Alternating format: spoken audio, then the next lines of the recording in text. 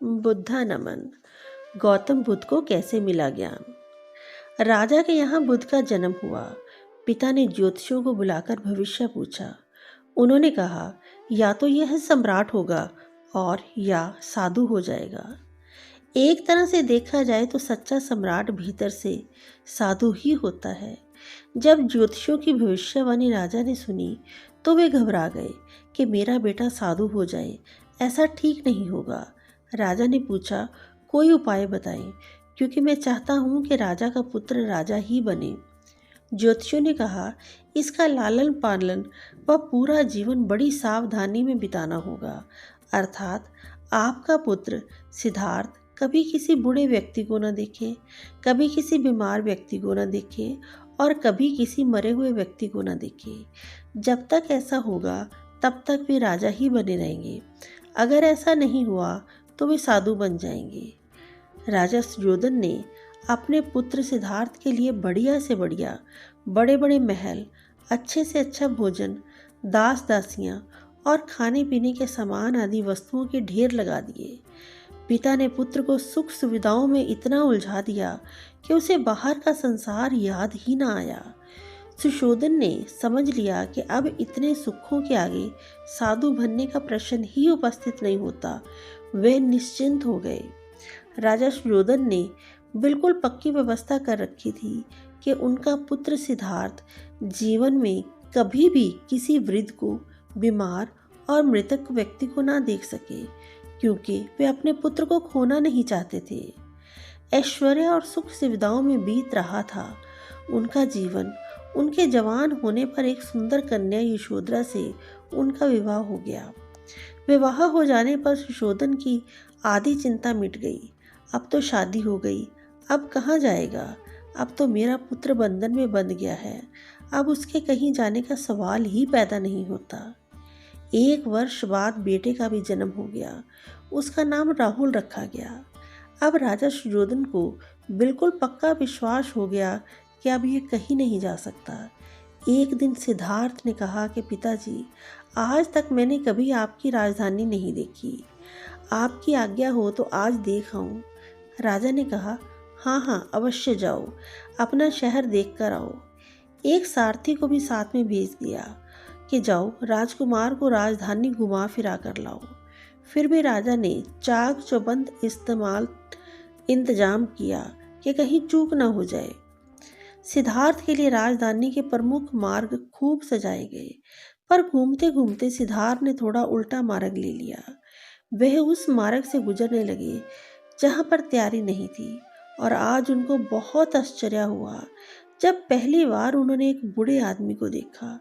कमर झुकी हुई थी, पूरी चमड़ी में झुर्रियां पड़ी थी। वह परेशानी और दुख से बेहाल था। उसकी चाल बहुत धीमी थी। बूढ़े की झुकी हुई कमर को देखकर सिद्धार्थ को एक झटका लगा और सारथी से उन्होंने पूछा, क्या एक दिन मैं भी बूढ़ा हो जाऊंगा। सारथी ने कहा, हाँ राजकुमार, हर व्यक्ति के जीवन में 3 अवस्थाएं आती हैं, बचपन, जवानी और बुढ़ापा। एक दिन तुम भी बुढ़ापे की अवस्था में जाओगे। हे राजकुमार, यह संसार का नियम है।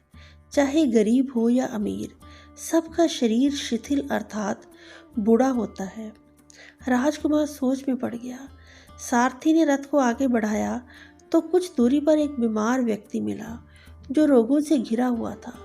उस पीड़ित व्यक्ति को देखकर राजकुमार का मन बहुत ही दुखी हुआ। राजकुमार ने पूछा, इसको क्या हुआ है। सारथी ने कहा, यह व्यक्ति बीमार है, इसलिए ये करा रहा है। इस संसार में दुख और सुख दोनों हैं। यह अपने अपने भाग्य की बात है कि कोई दुखी है और कोई सुखी। क्या मैं भी कभी बीमार हो सकता हूँ। सारथी ने कहा, आप ये विचार अभी छोड़ दें। समय बड़ा बलवान होता है। ये सारी बातें कर्मों पर निर्भर करती हैं। चाहे राजा हो या रंग, सुख दुख सब पर आते हैं। अगर शरीर में कोई रोग आना है तो वह आएगा। यह सब सुनकर राजकुमार सोच में पड़ गया। सारथी ने रथ को कुछ आगे बढ़ाया तो सामने से 4 कंधों के ऊपर एक अर्थी को जाते हुए देखा। राजकुमार ने ऐसा पहली बार देखा था। उसने सारथी से पूछा, यह क्या है। यह आदमी मर गया है। यह मुर्दा है। जो व्यक्ति मर जाता है उसको बांधकर शमशान भूमि में ले जाते हैं, फिर वहां पर उसे जला दिया जाता है। राजकुमार ने कहा, क्या सबको मरना पड़ता है? हाँ, सबको मरना पड़ता है। यह मृत्यु लोक है। जो जन्म लेता है उसे कभी ना कभी अवश्य ही मरना पड़ता है।